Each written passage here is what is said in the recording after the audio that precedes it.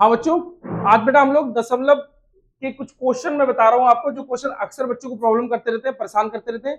आज मैं उन क्वेश्चन को आप लोगों के बीच लेके आया हूँ और उन क्वेश्चन को बहुत अच्छे तरीके से पूरी कोशिश करूंगा कि आप लोग को बहुत अच्छे से समझ में आ जाए। स्वागत है बेटा आपका आपके अपने चैनल में मैथ्स लेवल। मैं राकेश सर आपको आपके दशमलव के क्वेश्चन बताऊंगा। वो क्वेश्चन तो बड़े इजी क्वेश्चन है, लेकिन हमको टफ लगते हैं। क्यों? क्योंकि हमने प्रैक्टिस नहीं करी। इससे पहले हम लोग बराबर आप लोग को कंटेंट देते रहे हैं, बराबर दे भी रहे हैं और आप लोग बड़े अच्छे से समझ भी रहे हैं। इस चैनल को सब्सक्राइब कर लेना, लाइक शेयर करते रहना अपने दोस्तों के बीच में, जिससे कि हम आपको और बेहतर कंटेंट दे सकें। मैं एक क्वेश्चन लेके आया हूं जो हम लोग को डाउट में रहता है। अक्सर बच्चे इस क्वेश्चन को पूछते रहते हैं। बड़ा प्यारा क्वेश्चन है, बड़ा इजी क्वेश्चन है, लेकिन डाउट वाला क्वेश्चन है, तो इसको डाउट हम खत्म कर रहे हैं। अगर देखें, ये समझो ये हटाया पॉइंट, इसके अंदर 1 2 3 तीन संख्या है। इसका मतलब मैं नीचे मल्टीप्लाई करके 1 लगा दूंगा तो ये 3 जीरो कर लूंगा, हो गए 3 जीरो। समझते रहना बड़े अच्छे से। थोड़ा हौच पौच में है तो इसको मैं इधर लिख दूं 1 0 0 1 अपॉन 0 0 1। तो ये थोड़ा हल्का हो जाएगा बर्डन इस पर, और ये प्लस हो जाएगा। ये समझो मैंने क्या किया, पॉइंट से इधर 3 संख्या है तो मैंने ये तीनों संख्या हटा के नीचे 1 किया। किसी भी संख्या के नीचे 1 हमेशा मौजूद रहता है, और 3 संख्या थी तो मैंने 3 जीरो कर दिए। और ये पॉइंट हटाए तो इधर 2 संख्या है तो मल्टीप्लाई करके तो मैंने 2 जीरो कर दिया। देखो साफ साफ क्या लिखा है, 1 0 0 1 और इंटू 100 और अपॉन 1 0 0 1 और इंटू 1000, ये लिखा हुआ है। 1000 1 बटे 1000, 100 बटे 1000। मैं इसको कट कर दे रहा हूं। कट किया भैया, ये 100 से 100 कट किया तो मतलब कितना बचा 1/10। तो यहाँ पे 1/10 आ गया। अब इसकी बारी आई, इसको पॉइंट हटा के एक डिजिट, पॉइंट के अंदर एक डिजिट है तो इसका मतलब मल्टीप्लाई के साइन करो, 1 लगा दो 1 जीरो लगा दो, कोई दिक्कत नहीं है। और इससे इसको कट कर दो, मतलब क्या बचा 10 और अपॉन कुछ भी नहीं है तो हमारा 1 हो जाएगा। मतलब यहाँ पे 10/1 हो गया, 10/1।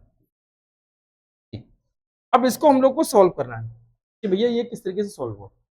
अगर हम देखें यहाँ पे 10 बचा है तो ऊपर 1 के बाद पॉइंट लग जाएगा, मतलब मैं इसको इससे सॉल्व कर सकता हूँ। यह 10 है 1 जीरो, तो पीछे से 1 के बाद पॉइंट, मतलब 1.0, और यहाँ पे 10 तो है ही। अब इन दोनों को प्लस करो तो यहाँ पे हम दोनों प्लस कर लेंगे इनको, तो 10.1 इस तरीके से प्लस करेंगे। कैसे प्लस हुआ ये भी समझो। 10.1 ये बिल्कुल अलग चीज है। 10 पॉइंट यहाँ पे कितना है 0। अब ये 0.1 लिखा है तो पॉइंट लिख दिया और यहाँ पे 1 लिख दिया और यहाँ 0 कर दिया।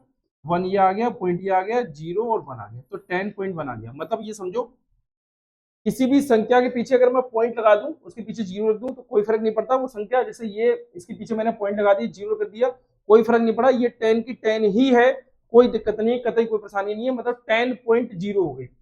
अब यहाँ 0.1 है तो 0.1 लिख दिया। अब इसको मैंने प्लस किया तो 1, यहाँ प्लस किया 10, तो 10.1, तो 10.1 आंसर हो गया। लेकिन इसका आंसर अक्सर ये देखने को मिलता है कि 10.10 लिख देते, तो किसी भी संख्या के पीछे 1 लगा उसके पीछे 0 लगा दो तो कोई फर्क नहीं पड़ता। ये भी आंसर हो जाएगा, ये भी आंसर हो जाएगा, कोई दिक्कत नहीं, कोई परेशानी नहीं। आगे आ जाओ। एक क्वेश्चन ये है जो कि बहुत इजी क्वेश्चन है। अगर मैं इसको प्लस करूं तो किस तरीके से आएगा समझो इसको। ये तो सब भैया अगर आप सही से काउंट करो तो इसको देख लोगे 230 और 6, 236 देखो 236 आ गया। नीचे 100 है, ऊपर 2 के बाद 0, तो एक संख्या, एक और 2 संख्याओं के बाद 0 पॉइंट लगेगा, लग गया 0, मतलब पॉइंट लग गया। नीचे 2 संख्या 2 जीरो है तो पीछे से 2 के बाद पॉइंट लग गया। एक संख्या है तो ऊपर से 1 के बाद, मतलब पीछे से 1 के बाद पॉइंट लग गया, प्लस का साइन। इन दोनों को प्लस करो। यहाँ पॉइंट की इधर 1 डिजिट है, यहाँ पॉइंट की इधर 2 डिजिट है, तो यहाँ भी 2 डिजिट कर लूं, कुछ नहीं है तो 0 कर दूं। यहाँ 70 मान लो, यहाँ 6 मान लो, तो ये 76 हो गया।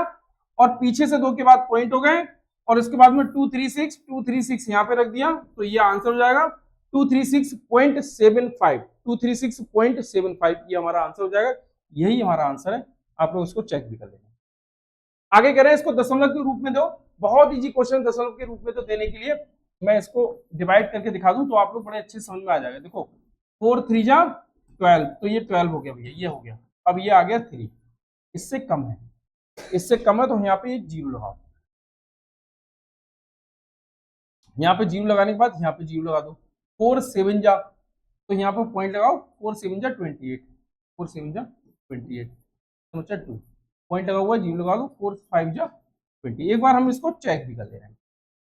30.75 को 4 से मल्टीप्लाई कर दो, देख रहे हैं कितना आ रहा है, 123 आएगा नहीं आएगा, देखो 5 4 20, 0 करी कितना 2, 4 7 जा 28, 28 2 कितना हो जाता 30, 0 कैरी कितना 3, 30 की 30 लग देंगे क्योंकि यहाँ पे ये लिखा हुआ है, 4 3 12, तो ये लिख दिया 12, 2 के बाद पॉइंट लगना, 2 के बाद पॉइंट आ गया, तो 1 2 3 आ गया, इसका मतलब हमारा आंसर ये हमने जो कैलकुलेशन करी है, ठीक है। दशमलव के रूप में हम इसको ये ले सकते हैं बेटा 30.75, 30.75, ठीक है, ये दशमलव के रूप में ले सकते हैं, कोई दिक्कत नहीं। आगे अब लोग देखें अगला क्वेश्चन क्या है, बड़ा प्यारा क्वेश्चन ये भी है। अब ये समझो जैसे आंसर में देखो तो यहाँ पे 3 जीरो है, तो आंसर में 3 के बाद पॉइंट लगा हुआ, सबसे ज्यादा 3 के बाद पॉइंट लगा हुआ।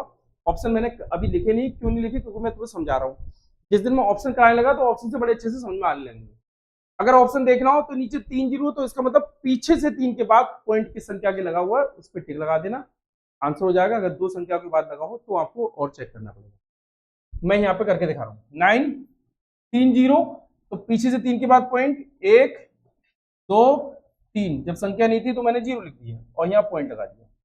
आप समझते रहना, 1 है और नीचे 2 जीरो है, तो इसका मतलब पीछे से 2 के बाद पॉइंट लगना है, तो इसका मतलब 1 हमारा ये हो जाएगा, ये 1 हुआ और 1 हमने जीरो लगा दिया, पीछे से 2 के बाद पॉइंट, तो ये आ गया हमारा 1 था, 2 के बाद पॉइंट लगाना था तो जीरो मैंने अपनी तरफ से लग दिया, कोई दिक्कत नहीं है। 7 और 1 के बाद जीरो, 7 और ये 1 जीरो मतलब 1 के बाद पॉइंट, तो 1 के बाद पॉइंट। अब इसको मुझे प्लस करना है, इसके आगे जीरो लगा दो, कोई दिक्कत नहीं है, जहां खाली जगह है वहां जीरो लगा दो, कोई दिक्कत नहीं है। यहाँ हो गया भैया 9, यहाँ हो गया भैया 1, यहाँ हो गया भैया 7 और ये पॉइंट और ये जीरो, ये आ गया, तो 0.719, 0.719, तो 0.719 हमारा आंसर जाएगा। आगे देखें हम लोग क्या, देखो ये है कितना इजी क्वेश्चन है।